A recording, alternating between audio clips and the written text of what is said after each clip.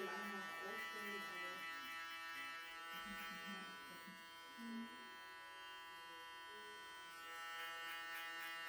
Lustig auch, dass wir auf dem Abendstudio ist, meine Arbeitskollegen heute schon gesagt, du, was? Aber auch schon ein bisschen, oder? ja, das ist gut. Also, Ja? ja, Ja. Na gut. Hat sie gut, weiß nicht. Sie war einmal hier ja auch ganz lange Haare. Ich glaube nicht, dass sie war. Sie sagt, dass sie einen Termin mit dazu hatte.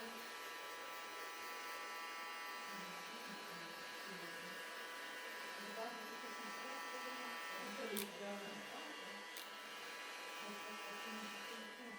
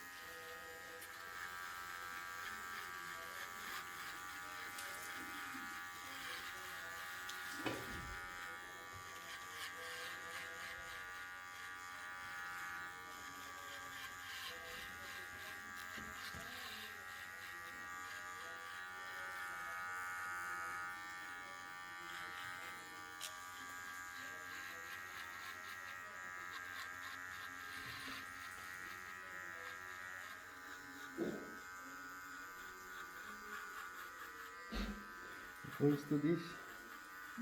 Alles gut. Ja.